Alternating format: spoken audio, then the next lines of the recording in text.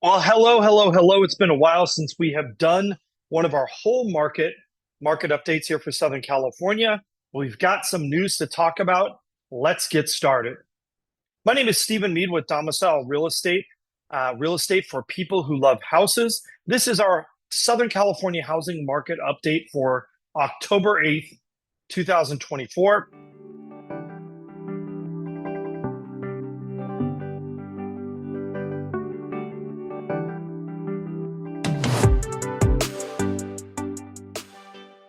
Election years are a little different than most other years, and we're always trying to predict. And I feel like this is one of those situations where anecdotally, what you hear on the street is not always the same as what's actually happening in the real world. I think the intuitive logic is that people would wait in an election year. They would decide to pause their plans to see how the election is going to turn out. However, my experience and the experience I think we're seeing this year is the opposite. We're actually seeing a little bit of a bounce pre-election, people looking to lock in their plans. So let's go ahead and take a look at the numbers, and I can show you what I am talking about. There we go. Wind back up here. So if we look at our total active listings in both our under 1 million and our $1 to $2 million price categories, you're going to notice something different from last year. Either the growth is greatly attenuated from this time last year, or it's actually dropping a little bit. So you'll notice we're pretty flat here under a million. We hadn't started that downward curve last year yet. And then we are definitely down on our 1 to 2 million. So the level of inventory in absolute numbers is either staying the same or dropping a little bit earlier than it did this year, than last year. And what we're going to notice is that'll take a dive as we head towards the end of the year. If we look at our new listings, that is also interesting, right? We definitely see we've got more new listings hitting the market. If it feels like more things have been coming on the market, you are not mistaken. That is absolutely true. What I find fascinating, though, is that most of that has been in that $1 to $2 million price range, where we're up really, honestly, a pretty decent amount versus last year, maybe like about 40% or so. However, if you look here on our under 1 million, it's really not that much higher than it was at this point last year. So it's kind of interesting to see that difference in the price ranges. Now, if we look at new escrows, though, we've got something else going on. We've got a pretty sizable increase of about the same amount in our new escrows in that $1 to $2 million category. And we also have a sizable increase in our under 1 million, meaning we are actually a little bit more competitive at this point than we were last year at the same time. So if we look at our absorption rate, you can see that here. Under 1 million is about the same, but we are definitely in a more competitive market under $1 million. You might have even noticed that, right? That this is one of those markets that's very price range dependent.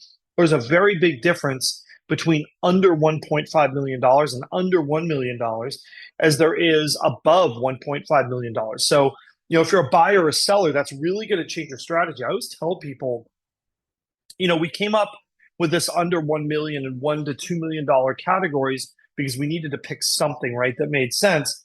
But it's really important, if you're a buyer or seller, to examine what is the market velocity in your actual price range. By the way, your agent should be doing this for you. If your agent is not doing this for you, perhaps you should look into finding someone who can provide that level of data for you on market velocities in the price range where you're hoping to either buy or sell.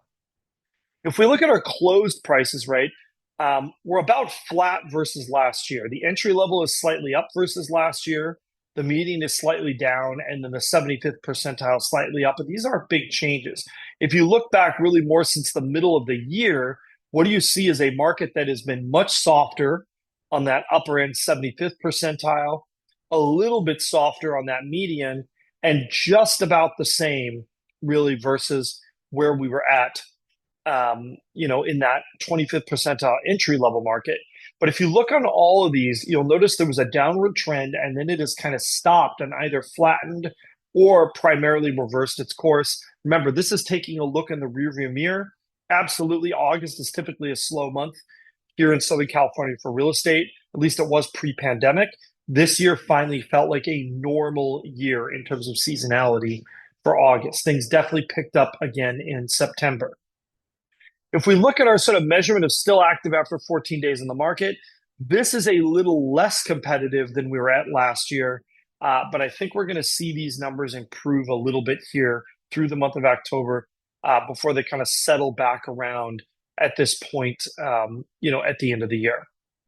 And if we look at our list, our close to list ratio, we're still on average, homes are selling above list price, right? Like we're noticing right for both of these, we're maybe right at that 101% level. And what that tells me is that either sellers are pricing appropriately, right? Or if they're not getting the dollar amount that they want, they're dropping their prices aggressively until they can get sort of some real activity on the house. So on average, we're still seeing buyers are paying over list price when they purchase a home. And if we look at our days on market, this is definitely elevated versus last year. I think that's a function, right, of maybe some of the relative inventory that we've seen, and also maybe the inventory quality. And we're seeing that under 1 million, that's reversed a little bit. But, in the grand scheme of things, we're still in the mid 30s for both our under 1 million and our 1 to 2 million as our average days on market. And I can't emphasize enough, right? Like that's really not a huge amount of time. It just isn't. Historically, the average might be more like 45 days, maybe even 60 days on average. We're just not seeing that level. It's still a tighter than usual market. It's just not as tight or as fast in the sense as maybe it's been in the past. You look back to the spring here, we were below 30 days. And if we look at our three-way chart, right, like this has always been one of my favorites. You'll notice we have a little bit of a bump in rent here, and those easing mortgage rates have really brought that payment index and that rent index back close together. And I always talk about this, right? Like you need to have some relief on this front. Like you really need to see, this stuff not diverge too far because that's a long-term problem. You can have a big distance for a short period of time, but what you can't have is a big distance in the long run, right? Like something's got to give somewhere. Either rents have to go up, prices have to come down, or interest rates have to come down, right? Like something's got to happen. And we've really seen a combination of that price easing, interest rate easing, and the combination of rents going up. And now we have brought these numbers back close together. In fact, we're less than a 20% difference. I think that means there's actually some room on prices when you see that. And then finally, we've got our prevailing mortgage rates, which sort of peaked back. They were at their highest point right in October 2023. Things eased. They've been kind of going and then kind of dipping back towards that 6%. Then some job news came out, obviously, last week. We see an uptick here. I think it's going to be a rocky road for the mortgage rates. I think people who have expected just this linear falling of rates, this is not really the way it works. There's a lot of fits and starts and stops. And I think if you're expecting there to be some moment of clarity on interest rates, unfortunately, I just don't think that's going to happen. So that's really what we've got for stats for you. I can't emphasize the importance of really understanding the market that you're in. So if you're a buyer, right, even your strategy on a house is going to be dictated by sort of the market that you're playing in, right? If there's 4 for sale in the same neighborhood, and they're sitting, that's really a different scenario than if you're in a situation where, you've only got one house and you're the only one.